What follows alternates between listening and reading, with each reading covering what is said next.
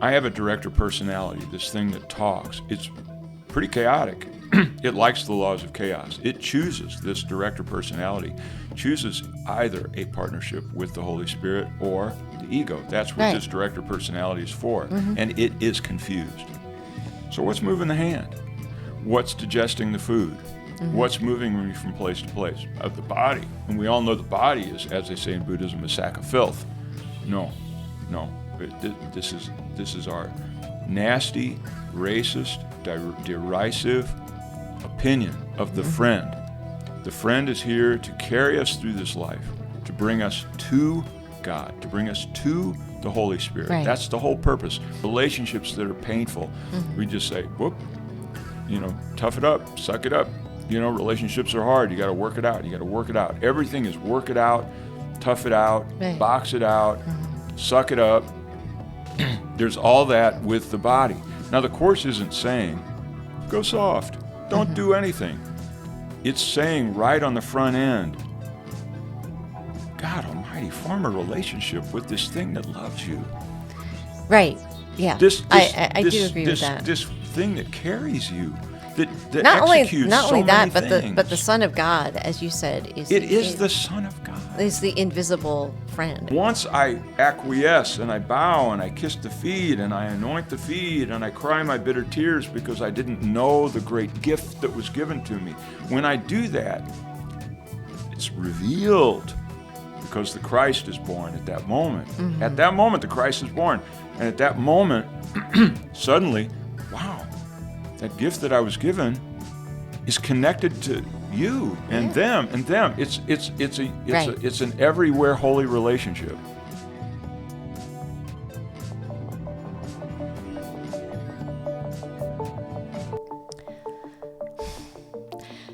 Today's reading is from chapter 23, The War Against Yourself, and we're reading from section 2, The Laws of Chaos. The laws of chaos can be brought to light, though never understood. Chaotic laws are hardly meaningful, and therefore out of reason's sphere. Yet they appear to be an obstacle to reason and to truth. Let us then look upon them calmly, that we may look beyond them, understanding what they are, not what they would maintain. It is essential to be understood what they are for, because it is their purpose to make meaningless and to attack the truth.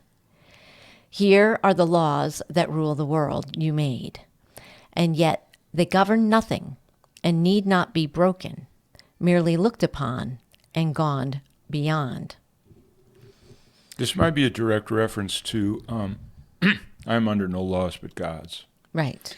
These laws of chaos is a catch-all way of looking at all laws that we have. So, well, I'm under no laws but God's is the opposite of the laws of chaos. That's what I'm saying. Yeah. That's what I'm saying, is that I'm under no laws but God's. The laws that I'm not under are the laws of chaos. Yes, they are.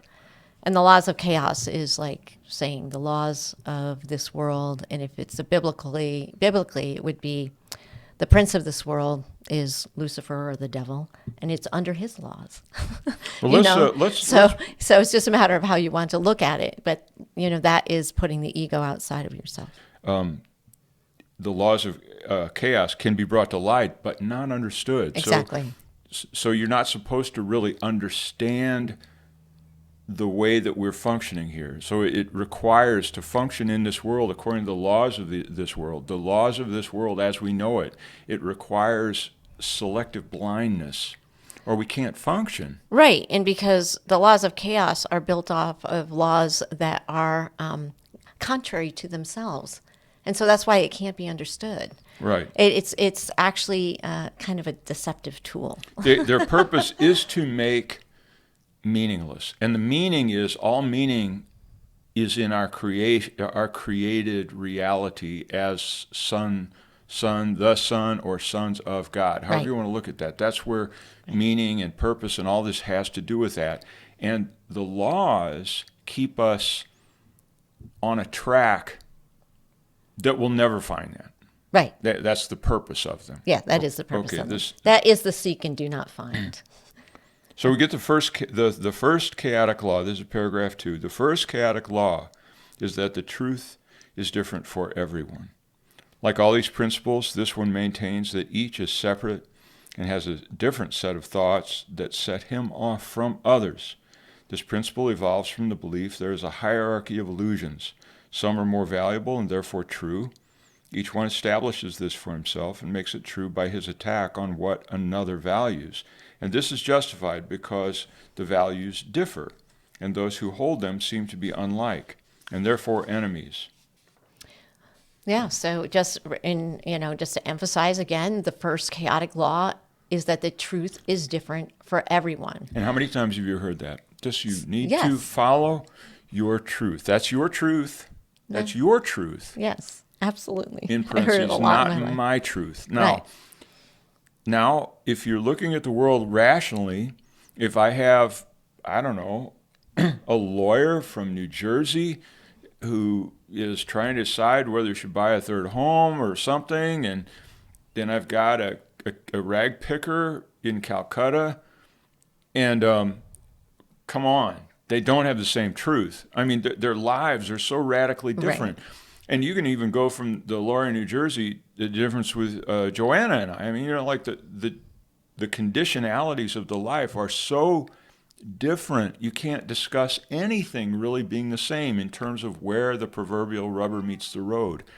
What Right. makes their world work? Mm-hmm. Yeah, it's the belief in separate bodies and the different and separate thoughts creates this, that truth is different for everyone. And it's justified. The last sentence. This is justified because the values differ, and those who hold them seem to be unlike, and therefore enemies. Yeah, that's what we're talking about. Your truth is a different value than my truth. Well, now's a good time to launch, just to mention that these laws of chaos are not like a history lesson in Encyclopedia Britannica. In other words, we live by these laws. Yeah, we on do. a day. When I'm making breakfast, I'm living by these laws. When when Joanna and I are deciding out this or this thing, we're living by these supposed laws of chaos. It's not like I descend into chaos. Exactly. Yeah, it is the laws in which the world of illusion is run by. It's what we see in most everything that we do. Okay, paragraph 3. Think how this seems to interfere with the first principle of miracles. And you said again, the first principle of miracles is There's no order. Yeah. There's no order of difference. I'll say it again. No order of difficulty. Difficulty between miracles. One miracle is the rag picker and the lawyer in New Jersey. Miracle is invisible to difficulty for them. Right. The miracle for the rag picker is the exact same as the miracle for the guy in New Jersey. So the only way you can view them as different is if you just exclude miracles as part of reality. Okay. For this establishes degrees of truth among illusions, making it seem that some of them are harder to overcome than others. If it were realized that they are all the same and equally untrue, it would be easy then to understand that miracles apply to all of them. Errors of any kind can be corrected because they are untrue. When brought to truth instead of to each other, they merely disappear. No part of nothing can be more resistant to the truth than can another. And briefly, if I've got a video game of the Mario Brothers, obviously Mario and the characters that are in the video game are all struggling with jumping a certain height or scoring a certain amount of points. It's a struggle. It's programmed into that game. But from where I am, I don't have any Mario's problems. So at the level, the miracle happens at a level up from the simulated, or whatever you want to call it, the game type situation that we're in. Right. I don't know. Go on to 4. Yeah, let's go on to 4. The second law of chaos, dear indeed to every worshiper of sin, is that each one must sin and therefore deserves attack and death. This principle, closely related to the first, is the demand that errors call for punishment and not for correction. For the destruction of the one who makes the error places him in correction and beyond, places him beyond correction and beyond forgiveness. What he has done is thus interpreted as an irrevocable sentence upon himself, which God himself is powerless to overcome. Sin cannot be remitted, being the belief the Son of God can make mistakes, for which his own destruction becomes inevitable. Now the cliche we have here is mere man. Behold the man. In other words, humans are the flawed humanity. Right. The clay feet. We have problems. They're built in to us. That's born with original sin. That's sin. That's sin in here. It's that people are born with different genetics. They're born with different life circumstances. They're born with different predispositions and predilections. All of those are, in the Course in Miracles, sins, because they establish differences by which we order ourselves according to these laws of chaos. Mm-hmm. So, and it demands that errors call for punishment and not correction. And for me, this is how we made a God, the punishing God, because once we made the idea of sin, we assume that God has to be like ourselves in the way that we do our laws here. Right. And so therefore now I've got a punishing God that's going to punish me for my sins. And then, we like to take it out on each other. Well, let's make it simple. Let's say I'm just making up a story. Let's say I love sugar. I'm crazy about sugar. I'm predisposed because of genetics or culture to what do they call it when you have a sugar problem? What's that called? Diabetes. I'm a diabetic.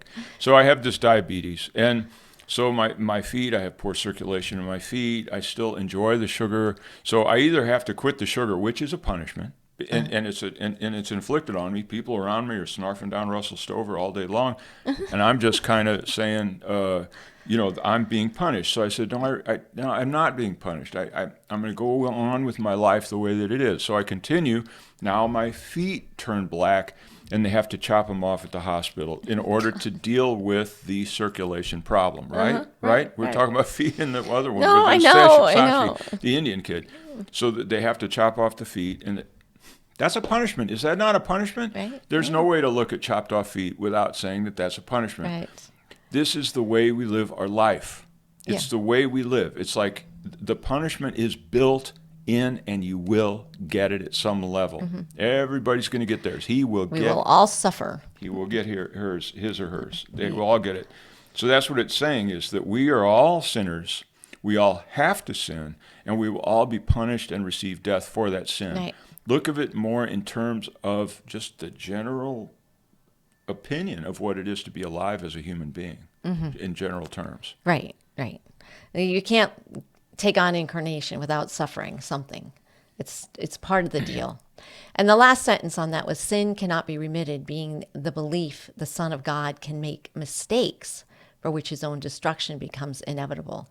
So that belief that the Son of God can make mistakes is the reason why we believe that his own destruction becomes inevitable. Well, and you can take it at any level.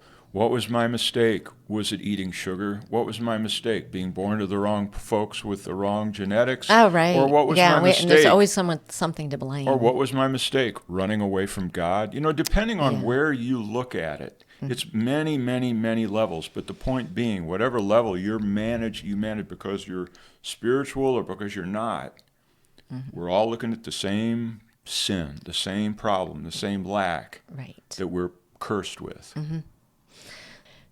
Paragraph 5. Think what this seems to do to the relationship between the Father and the Son. Now it appears that they can never be one again.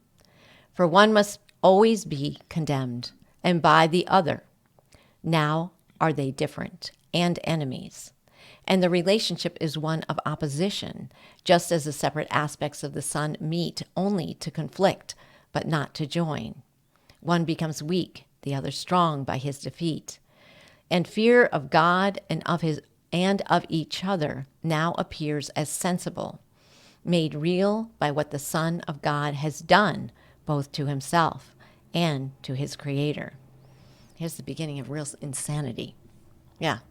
So whatever scenario you choose as limits and lacks, or just being mere human, or whatever, however you want to look at it, whatever that is, it's fearful. You're afraid the plane's going to crash. You're afraid that this isn't going to work out some certain way. You're afraid that the economy's going to collapse. You're afraid that your decision was the wrong one and not the right one. It's a constant anxiety that we live with in this whole thing, and that God, the one who's receiving all that meat, the one who receives all that anxiety because of the vagaries of life. Right.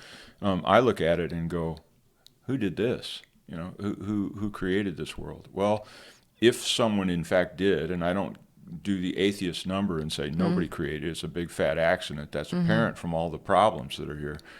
But if I say, well, God is there somehow, and I'm trying to get to God, then I go, well, why would he do all that stuff? He must have wanted to punish me. Right. And there's no way to feel good about that. If somebody wakes up in the morning only to beat you over the head with a stick, it's very, very difficult to feel love for that person or understand their motives. Right. And this paragraph is reinforcing the fact that if I believe I'm separate from the Father, then automatically I'm going to have fear of the Father. So long as I think exactly as you thought, about, this punishing God and everything else. Once I'm separated, immediately this idea of punishment and condemnation comes in, and fear of God becomes real. It's immediate and ubiquitous. It is everywhere. The fear, the anxiety over things not going quite right.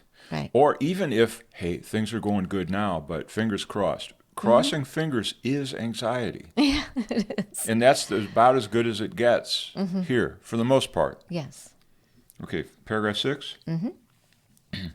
The arrogance on which the laws of chaos stand could not be more apparent than emerges here. Here is a principle that would define what the creator of reality must be, what he must think, and what he must believe, and how he must respond, believing it. It is not seen as even necessary that he be asked about the truth of what has been established for his belief. The Son can tell him this, and he has but the choice whether to take his word for it or be mistaken.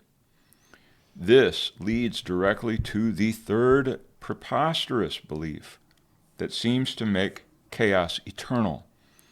For if God cannot be mistaken, he must accept his Son's belief in what he is and hate him for it. Yeah. So bad situation. What's going on there? We're, this is how I view this. Okay, yeah, go ahead. Keep me honest. I'm a good Christian, let's say, and I believe in God. I go to church every Sunday. I thump my Bible regularly. I know that thing inside out, and yet I have problems. I got money problems. I got health problems. I got relationship problems. My kids don't do what I want them to do. My hair won't even do what I want it to do. Nothing works the way I want it to. So I must be here to suffer. So what I do is I go on my knees to God and say, oh my God, please deliver me from this suffering. Right. Help me with this suffering. Now, almost all prayers are that way. But God's the one that made the suffering in the first place. Yeah. So you're saying to God, could you give me a break? Yes. So you're praying to your jailer to give you more soup or something, and while you're doing it, there's a latent anger within. Why in the hell should I be asking God to get me off the hook? He shouldn't have put me on the hook in the first place. That is prayer. That is piety for the most part. And the only way we deal with the cognitive, this is the laws of chaos. Yeah, I know. The way we deal with the cognitive dissonance is you stick it in a little box, and you just it's a seething sense of being shafted by reality. Right. In which case, there's more of a tendency, by far, to look at you and them and the cat and everybody as attacking me. I outpicture that attack that God made on me from the front end, right. And it surfaces everywhere. And so then I double down, clamp down, clamp down on your issues and don't let your anger out, because your anger is your sin. Again, it's like a Right. It's a loop that you can't seem to get out of. And, once that relationship gets to this being a mistaken relationship between the Father and the Son, we pass that on to our brothers and sisters. And so now, the Punisher, it's like, you are the reason why this world is a mess. And that person needs to be punished for that particular deed. And this person needs to go to jail for that particular thing. And we keep this attack and defend and prisoner and jailer. And it just keeps the machine going here. But I want to be clear again, that judgment that we have of someone deserving attack, well, they weren't paying attention. They stepped off in front of the bus and got creamed. It's not judgment. No, I know. It's just, dumb enough to get hit. Take what you get. I know, but there's a lot of also, we have rules here about the way things have to be done. Well, I know, but what I'm saying is in the Christian paradigm and in the behavioral modification paradigm, that I can behave myself into goodness. Oh, yes. There's a tendency to just really, who gets A+ for suppression? Who gets A+ for suppressing their anger, their rage, their disgust, their feeling of being shafted? Right. Whereas, it surfaces in an unguarded way of just simple accidents. Just, wow, they didn't see that coming. Right. Lived a good life, but hey, died too soon. Yes. Okay, what paragraph? Paragraph 7. Okay, so right now we're leading on, again, this leads directly to the third preposterous belief that seems to make chaos eternal. For if God cannot be mistaken, he must accept his Son's belief in what he is and hate him for it. Okay, again, for clarity, the reason is God made me something, right? I tell him, God gets a C.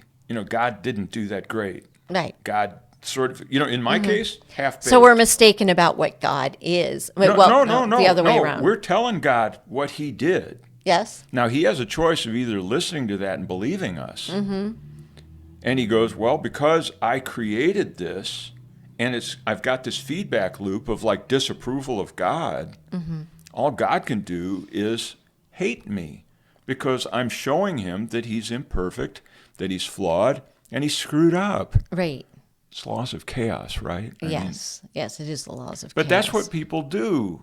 Like if I say, I've designed a fabulous, company, and Joanna is my number one employee, and she's in there working, and I'm going, this is fantastic. We are on our way. We're selling more T-shirts than we can print, and all this kind of stuff. And she's sitting there going, I don't know about you, but, I don't like the way these designs are. I'm working my ass off. I'm constantly doing these T-shirts. And I'm going, wait a second. The Dow Jones says that we're in the top 500 of T-shirt companies in the universe. There you go. And I go, I'm sorry, you're wrong. And you go, no, I'm sorry, I'm right, I'm suffering. And so I go, this girl, she's not getting it. She's not getting it. So she's right, but all I can do is hate her for it.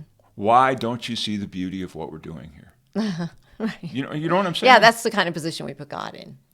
Okay. Is that right? Yeah. Yeah. Okay.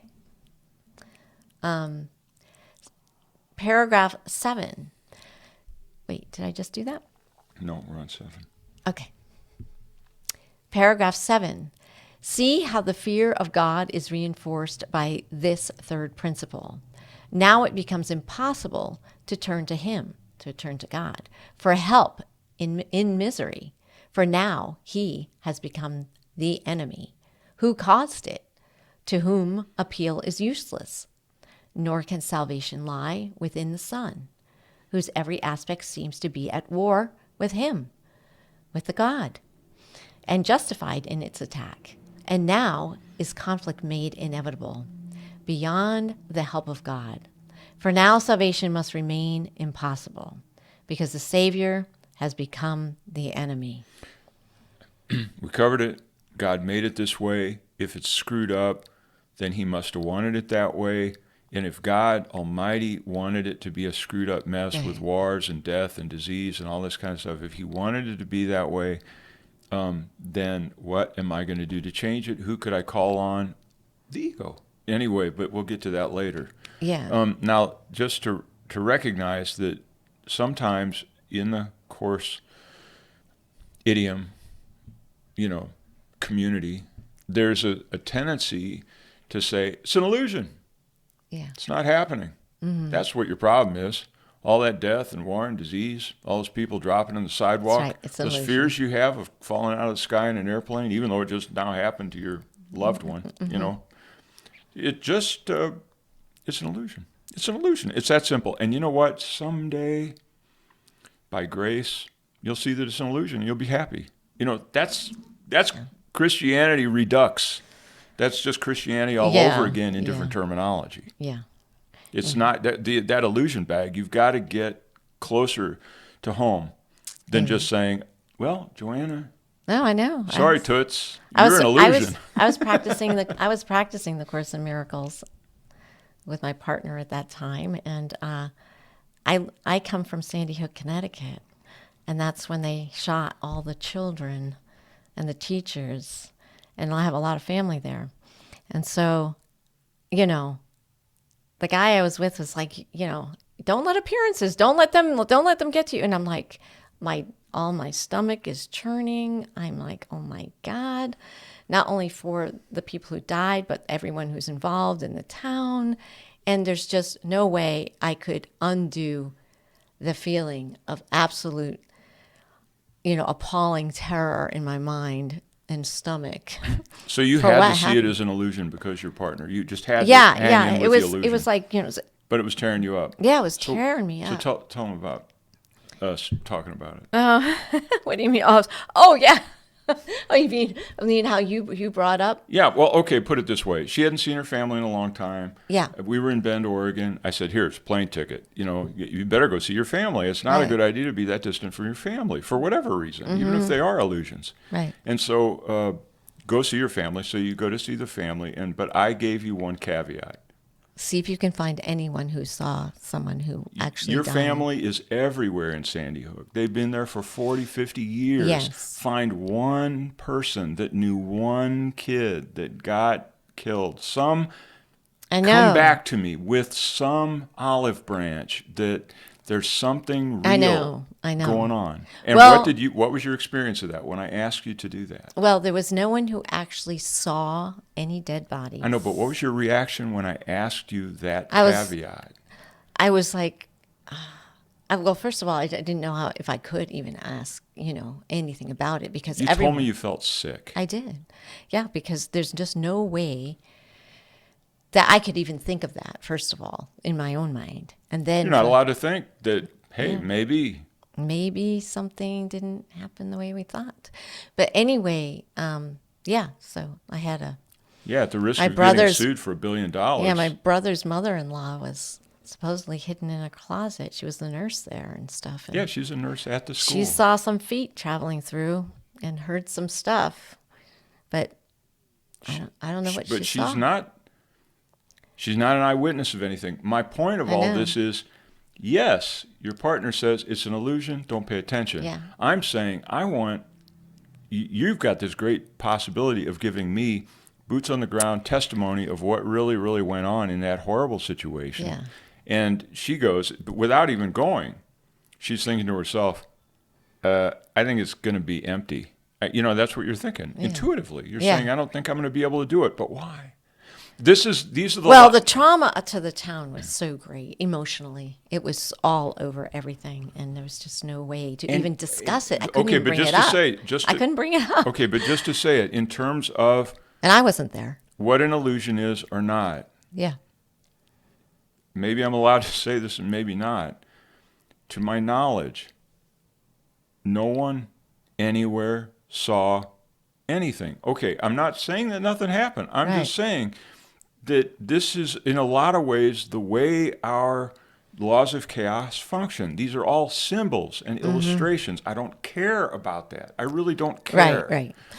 But the thing of it is that there's just no way no matter what happened there, as far as how many deaths and everything else, there's no way to come to people and say it didn't something didn't happen or anything. You can't there's Well, just no I know, way. but because you can't even bring it up to the ones who really lost a child because they're gone. They don't live there anymore. Right, they left. Okay, so they left. So those people aren't there. Now, the ones that are left that should be witnesses of all this, none of them really saw anything. There are no, I'm just saying, folks, there's no eyewitness testimony. There's no eyewitness. But the power of the narrative, follow this for me, let's get off of Sandy Hook and say the power of the narrative is the proof I require. Yeah. That's it. There is no proof but the power of the narrative, and much, much, much of our lives function that way. Right. The power of the narrative of economic downturn, the power of the narrative of diabetes problems, the power of the narrative of this thing or that thing that we lay on it sucks us as into a river of emotional stuff, and we get carried along on it, on the power of narrative. No proof whatsoever. And at this point, in any situation, when a narrative is calling me like the sirens to the rocks, Right. ask, am I really starving, or do I just feel a little hunger pang? Am I really at severe risk here, or am I telling myself stories? Or am I believing stories? And these stories are important. Now, listen, I'm not discounting the stories. I have gotten physically ill based on stories because we're easily we're hypnotized in these. So, I mean, all I'm saying is that it seems, it feels very real when these things happen, and that that is the point of making God the enemy or someone else the enemy, so that I have something to blame for the situation and my pain, whether it's emotional, physical, or whatever, to blame for my pain. Well, if you take the Sandy Hook situation, it's hopeless, it's pointless, it's cruel, it's irrelevant. It's to try to tell somebody either that it's an illusion, or that it didn't happen, or that it did happen and they should feel good about it, or that it's no way. There's no way. If you look at it, it is a puja. It's a religious ritual around feeling bad for the inevitable. And the Course wants to challenge that ironclad. Do you see how the laws of chaos paint us in? Right. Feel bad for the inevitable disaster. Feel bad. That's the way this place is set up. And to say, don't feel bad, feel happy. Yeah. Put on a happy face. It's not that bad. Whistle a happy tune. You got it good. Yeah, I know they're all in the grave, but you got it good so far. The Course is advising us strongly against escaping from this horrible trap. Right. Okay, right. Paragraph 8. Yes. There can be no release and no escape. Atonement thus becomes a myth, and vengeance, not forgiveness, is the will of God. From where all this begins, there is no sight of help that can succeed. Only destruction can be the outcome, and God himself seems to be siding with it to overcome his Son. Think not the ego will enable you to find escape from what it wants. That is the function of this Course, which does not value what the ego cherishes. Yeah. So again, seek and do not find. Think not the ego will enable you to find escape from what it wants. And what it wants is what? Fear, constant rumination. Well, we're going to get there. And the thing is, before the ego is. Do you understand? The ego is the solution to all of these within the laws of chaos. Yeah. The ego draws effortlessly from all the laws of chaos, weaving together those disaster narratives that help us to feel bad, hopeless, or temporarily avoiding the problem. So let's just keep going. Okay. Paragraph 9. The ego values only what it takes. This leads to the fourth law of chaos, which, if the others are accepted, must be true. This seeming law is the belief you have what you have taken. By this, another's loss becomes your gain, and thus it fails to recognize that you can never take away save from yourself. Yet all the other laws must lead to this. For enemies do not give willingly to one another, nor would they seek to share the things they value. And what your enemies would keep from you must be worth having, because they keep it hidden from your sight. Suddenly we enter into, we both agreed that it's eat and be eaten. Right? Yes, yeah. Yeah. This is the paradigm that we accept. Big fish eat littler fish, and that's just the way this place is built. The whole predator-prey thing. Yeah. But the whole thing, actually didn't really, I pondered this for a while. The ego values only what it takes. And I went through my mind, I'm going, okay, how am I taking from another and feeding off of the loss of the other? I gain while they lose.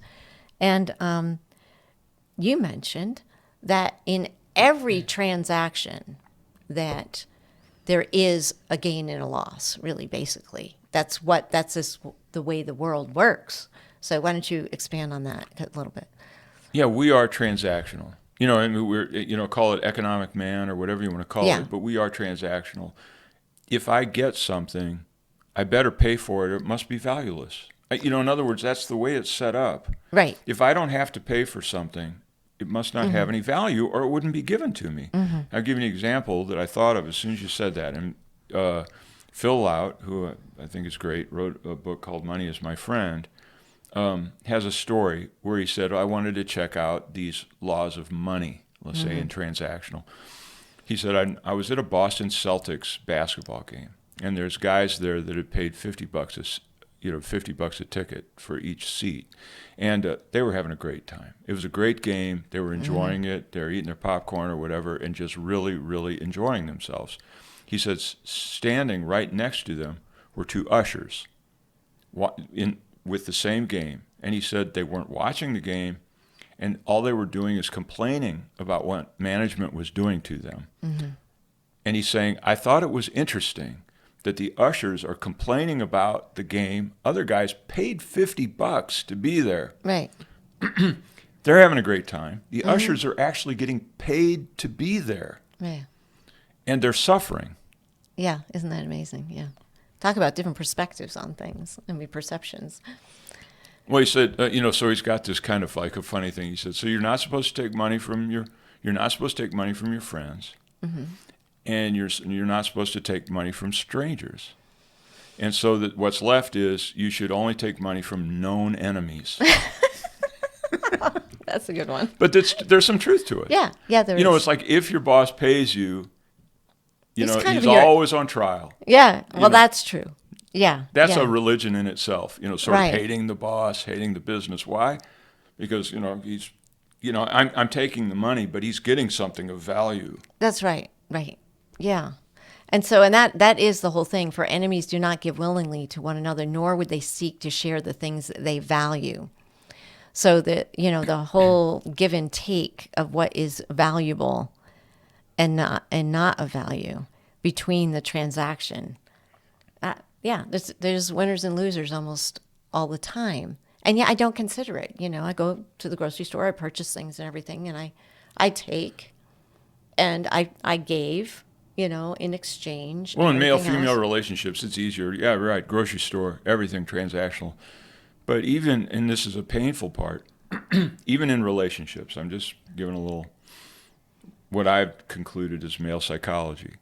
Let's say the mom, for whatever reason, she might love the kid. I'm sure she loves her little son, okay? But she really doesn't have time for him, and she feels burdened, and she's a subject to the laws of chaos like everyone else.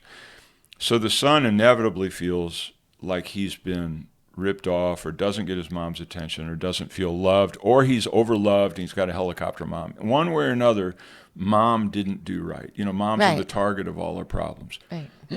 So he goes through that.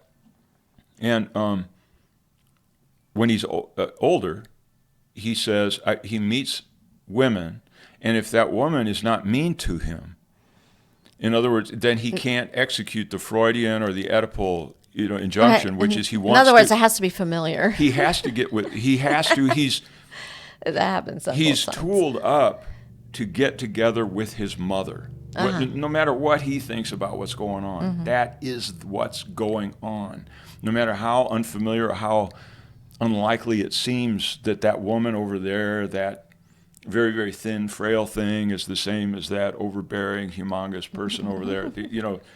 That if you really, really pull it apart, you can say, well, the dynamics and the way they're working with the guy are similar. And if he doesn't have that, in other words, if he's looking for a woman to beat him up or to ignore him or to treat him as though he's not quite useful, right, or not quite adequate, like mom, he's going to love that woman hopelessly, with no hope of ever getting the affection that he's craving from the mother that didn't give it in the first place.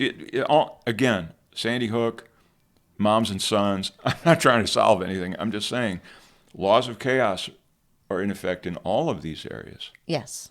And it's all, as you said, seek and do not find. Yes. It's always there. Are we 10? All of the mechanisms of madness are seen emerging here. The enemy made strong by keeping hidden the valuable inheritance that should be yours, your justified position and attack for what has been withheld, and the inevitable loss the enemy must suffer to save yourself. Thus do the guilty ones protest their innocence. Were they not forced into this foul attack by the unscrupulous behavior of the enemy? They would respond with only kindness. But in a savage world, the kind cannot survive, so they must take or else be taken from.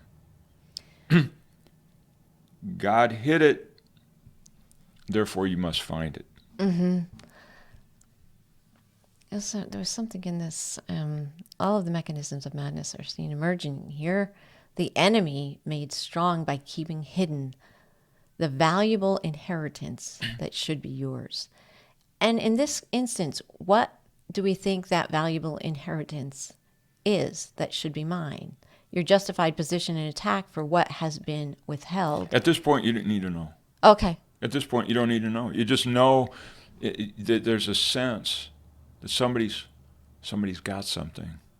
I told you the time that my daughter and my son, my daughter's like, I don't know, I'm going to say she's 9 and my son is 4 or something like that. Oh, yeah. And she knew his psychology really well. How to press his buttons. Yeah, she loved to press his buttons. And so they were walking down. She did it very civilly. There was nothing rambunctious about it. It was all very sophisticated. So they're walking down the sidewalk, and I watched her. She looks over at him. She picks up a stick, and she starts looking at the stick, at how marvelous the stick is, and she starts tapping on things and playing with the stick. And my son looks at her, and he goes, I want it. I want it. She goes, no, it's my stick. She did that on purpose.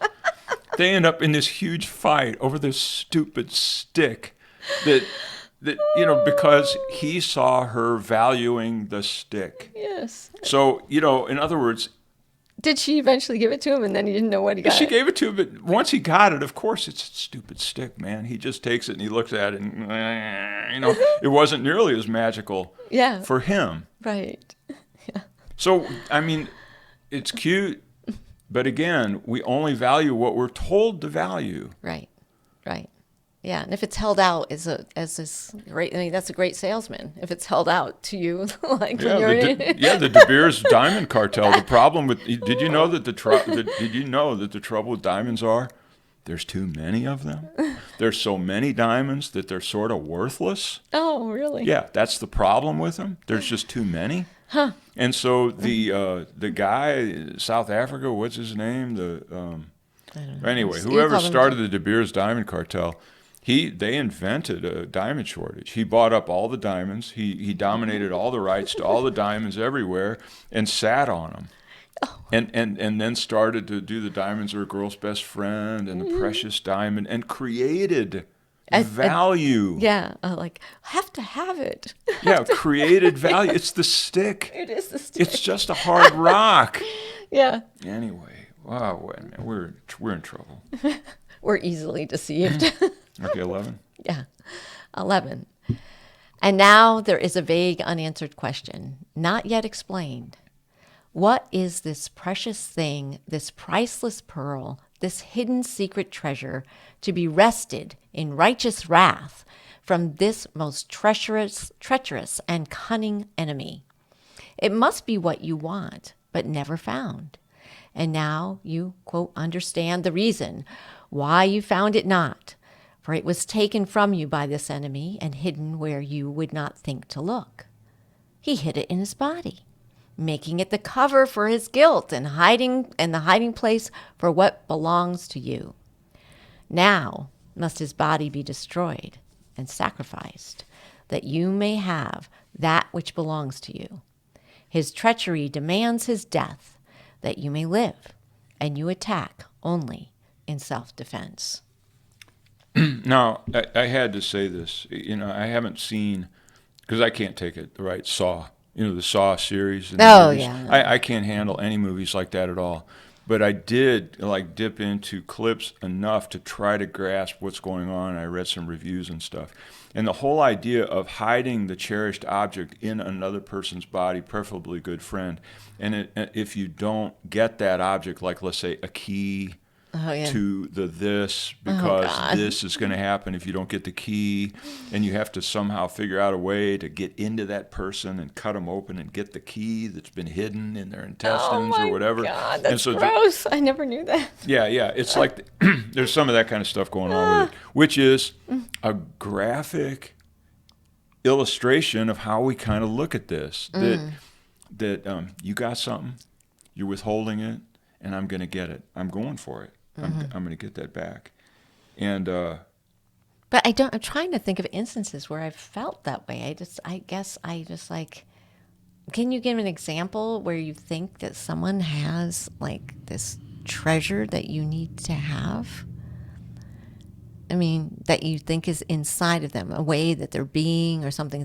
The treasure could be maybe, well, let's just say your ability to make money, that's your treasure or whatever. So now I want that. Okay. Oh, is that what this it is? Is? What Am comes I on to the right mind. track? Yeah, you're on the right track. I'm going to derail into my. It's a direction I've gone on this, and I'm not going to be apologetic for it at all, because I found it extremely fruitful. Is in one of the videos, and I alienated probably a bunch of people when I said that God is the body. Okay, that's a starting point, and God isn't the body, right? Okay. Right. Put it this way. When I move my hand, I don't know what's moving it. I've got an essay on one of the videos. Go do it, do the exercise. Who's moving this? I'm moving it? No, I'm sorry. I'm not giving it these instructions. The hand is doing far, far more than I'm giving it specific instructions for. So what happens is, I have a director personality, this thing that talks. It's pretty chaotic. It likes the laws of chaos. It chooses, this director personality, chooses either a partnership with the Holy Spirit or the ego. That's what this director personality is for. And it is confused. So what's moving the hand? What's digesting the food? What's moving me from place to place? Of the body. And we all know the body is, as they say in Buddhism, a sack of filth. No. This is our nasty, racist, derisive opinion of the friend. The friend is here to carry us through this life, to bring us to God, to bring us to the Holy Spirit. That's the whole purpose. And the friend has no desire to grab me by the collar and take me someplace. Its only task is to do the best it can what I want it to do. Now, you just asked about when do I get something out of it. I look at my body with my deluded, chaotic director personality, as I've said in other videos. What are you going to give me? What are you going to give me? I'm going to play guitar till my fingers bleed. I'm going to stay up all night long. I'm going to beat you until you deliver the goods. We're going to make some money, and if it's 4-hour nights of 4 hours sleep, we're doing it, my friend. Suffer, suffer, suffer. That's the price to pay for success, my friend. This is a way that we manage our body in every situation. Relationships that are painful, we just say, whoop, tough it up, suck it up. Relationships are hard. You got to work it out. You got to work it out. Everything is work it out, tough it out, Right. box it out, suck it up. There's all that with the body. Now, the Course isn't saying, go soft, don't do anything. It's saying right on the front end, God Almighty, form a relationship with this thing that loves you. Right. Yeah. I do agree with that. This thing that carries you, that Not executes only so that, many things. but the Son of God, as you said, is the Son of God. Is the invisible friend, but not the body itself is the Son of God. It's not localized. This is the problem.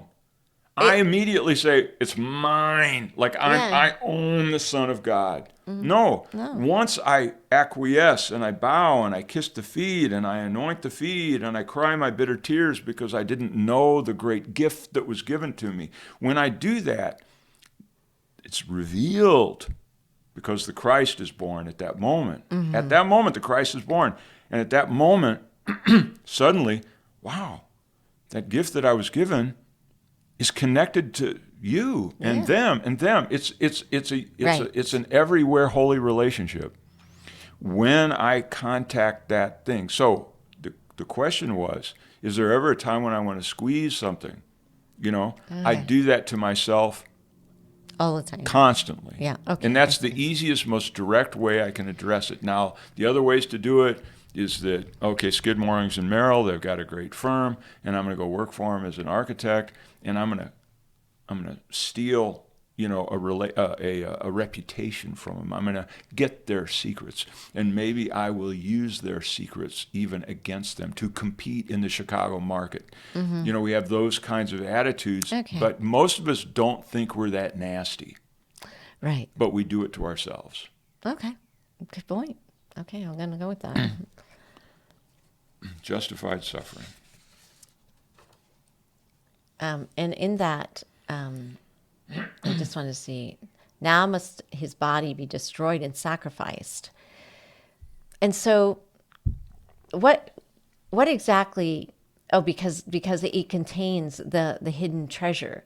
Now must his body be destroyed and sacrificed that you may have that which belongs to you. His treachery demands his death that you may live, and you attack only in self-defense. It seems so, if this is the murderous rage. It seems so extreme. It does. That's why, for me,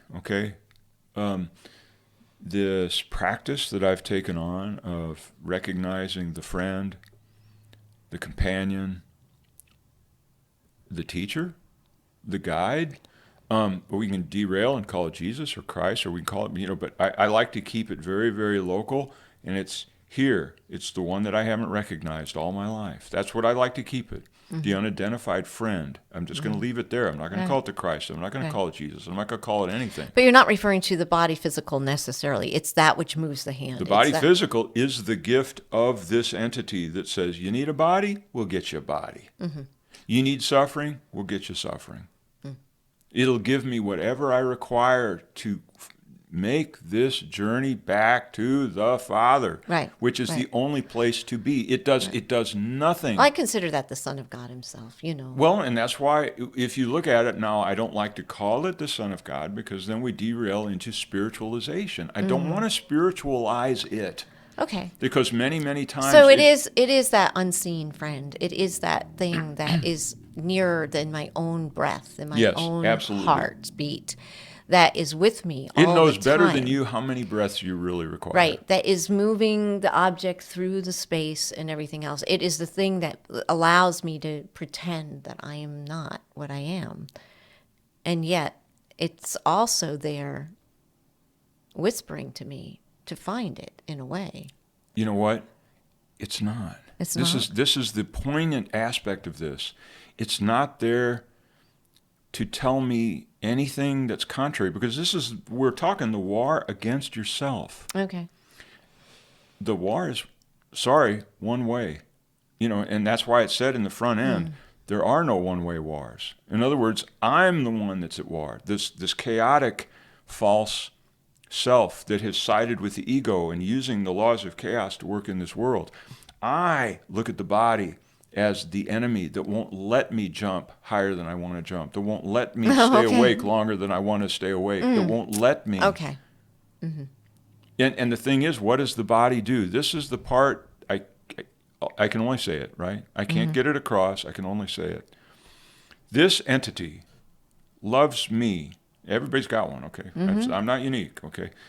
This entity loves me so much, it rushes to do whatever I want it to do. It won't challenge me.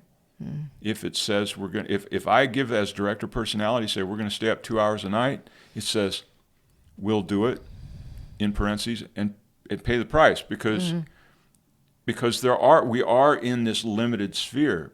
But note that in a situation to where you are finding God, you are on the journey to God. 2 hours of sleep a night. That's why gurus or these mystical people, some Amish or something, that's why they can function on 2 hours a night. Is because it is the path to God. They're on the path. Now, if I'm doing it on an ego trip, you're going to be exhausted. I'm going to be exhausted. That's right. You know, that kind of thing. So I can't sort it out. I've already given up. I've given up on sorting it out. But I'm just suffice to say that for myself, this whole practice of identifying this as the first holy relationship, the first instance of seeking forgiveness, seeking the Holy Spirit's, is when I'm just saying, wow, who's doing this? Who's with me? In other words, starting when I've started this, I'm never alone. I'm never alone.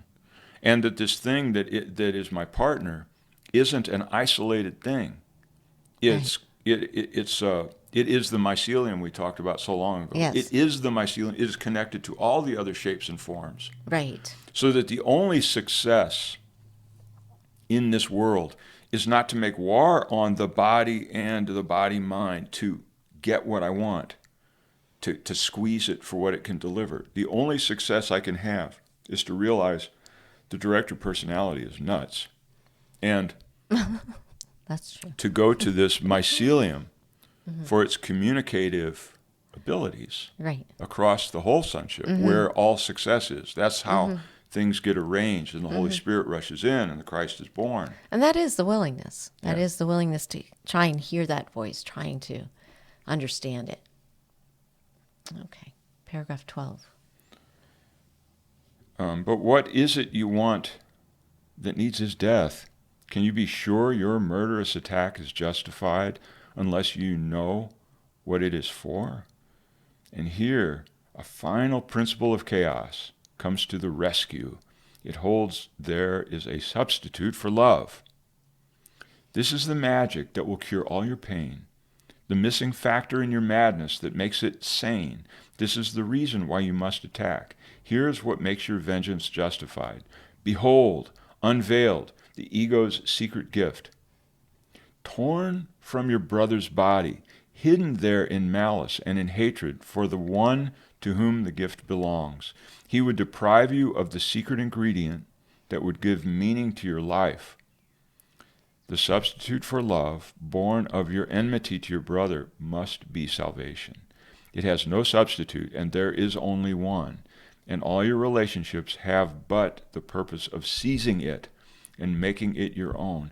This is the author's way of underlining how important this is.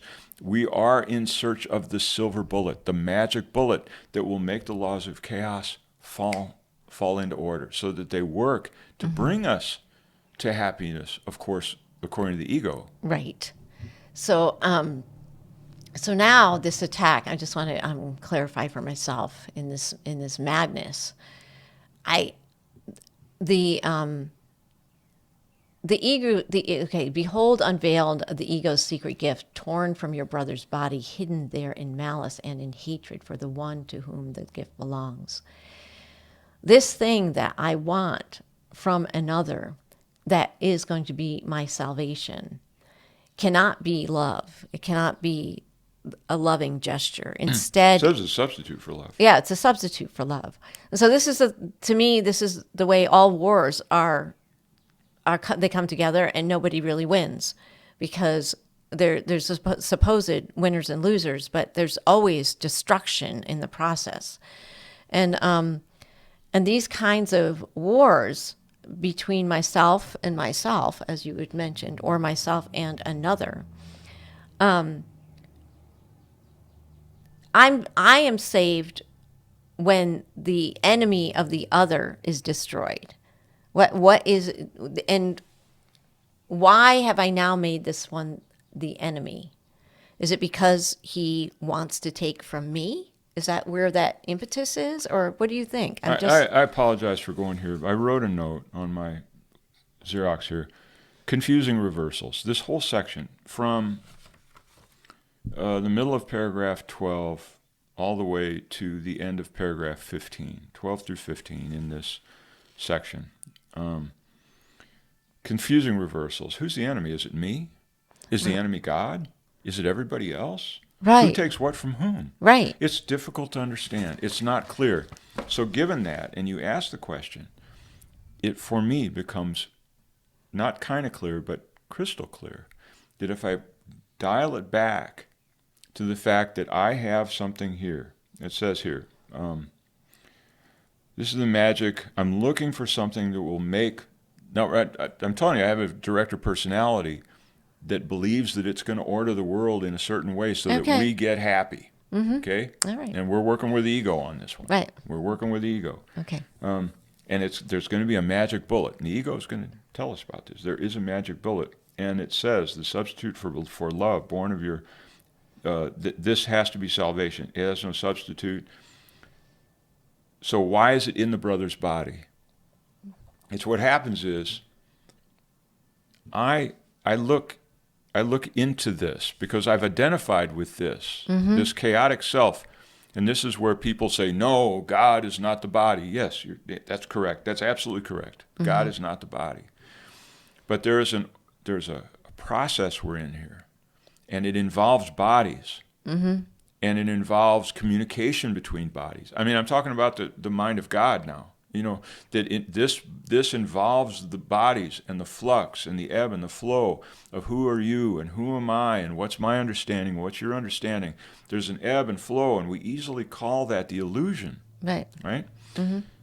It is the idiom of insanity that God works with to get us to sanity. Okay. Now, in this insanity, I look at this body as hiding something. You know, and how do I get it? Let's say, as an example, I'm going to stuff it with vanilla ice cream every night starting at 10 o'clock. And it's going to give me its wealth.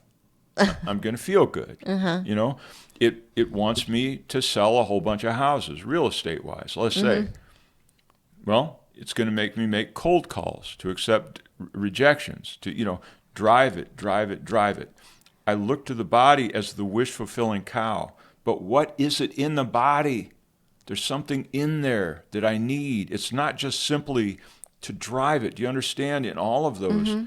And yet, you know, the Course tells us to look inside to find the still small voice of the truth.